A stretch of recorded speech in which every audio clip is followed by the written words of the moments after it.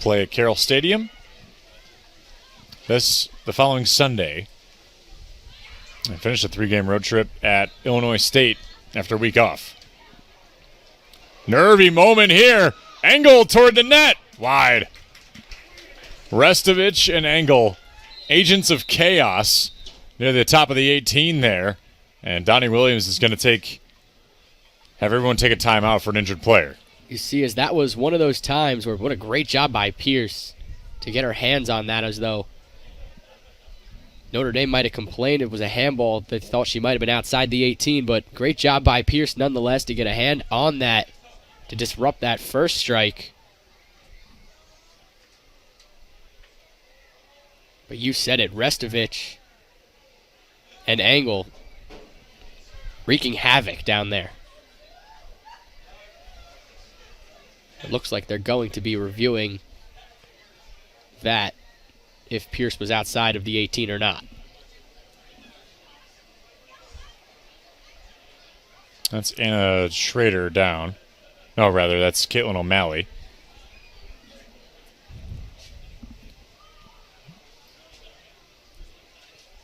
Training staff not entering the pitch, though, so O'Malley seems to have turned an ankle or a knee. Likely a sub incoming, unless she wants to walk it off. Clock stops at 25:32. Let's have a reset, shall we? So there's been one goal and almost 2 goals for Notre Dame in that first half. You get the first one off the feed from Restovich to Izzy Engel. A great ball struck and finished. And then a handball from Layla Lister, that was a bit in question. Notre Dame yields that positively, but a save by Anna Pierce, it kind of ignited a little bit more of the pace for the Butler Bulldogs. So Matt, now with 25:32 to go, if you're Butler, you're kind of stopping Notre Dame in each of its possessions here on offense. They haven't really been able to get anything going. So now on the offensive side, if you're the Bulldogs, how do you start to tactically enter into that attacking third and really get a good shot off and get a good look? Well, Butler has done a great job, obviously, since that Pierce save. They've brought a lot of energy. They've sort of turned the tide, weathered that Notre Dame storm. And you think they might be, content with how they've played thus far, but they're hungry. They are a hungry bunch. They can sense that if they can get this equalizer, that they know that there's a lot more in store for them. They know that they just, again, need to be precise on their passes.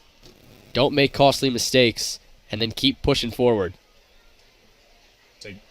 Take another look at this from Pierce. I think she was.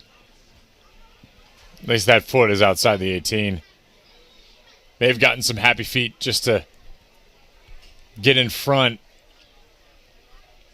of the angle shot. I mean, I would.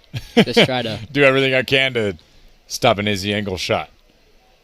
Just a little too overeager to cut down that angle and try to appear as big as she could in order to block that ball, but might have just been a little too over-aggressive. Good weekend for Labor Day weekend for Butler Athletics. Men's soccer won on Friday and Saturday, 2-1 over Oakland. Butler football gets a big win over Upper Iowa to open its season. A lot of new faces on that squad. Butler women's soccer would love to add to that total. Volleyball also opened up this weekend.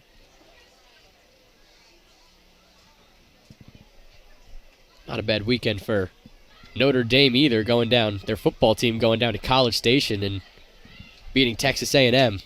Yes. Good point.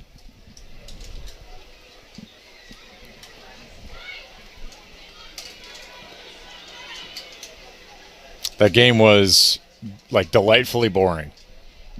That's a great way to put it. Because of how good the defense was. I remember sitting there and watching. I remember it was last night, but I was sitting there and watching, and I was saying, my friends were like, "Well, what do you want from this game?" I'm like, it to not be 6-6 in the second quarter. Yes, yes.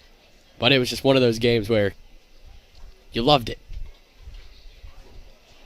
That's football. I do think, regardless of how Donnie Williams accesses the iPad, that Anna Pierce is going to be outside the 18 deemed here. We'll see what he says.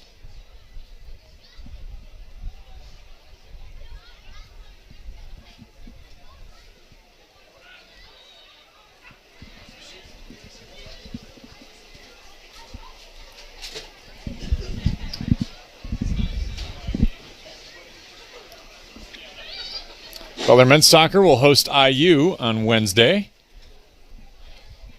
Nate Norman getting the explanation.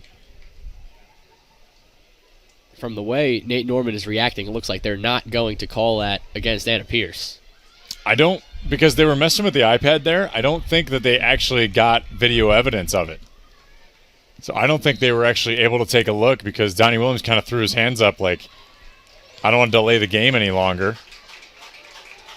So however you decide to evaluate what just happened, technology has failed the official staff for the replay review.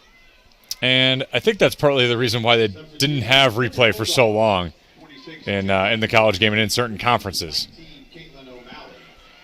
Sydney Longo is in for Ari Jalix.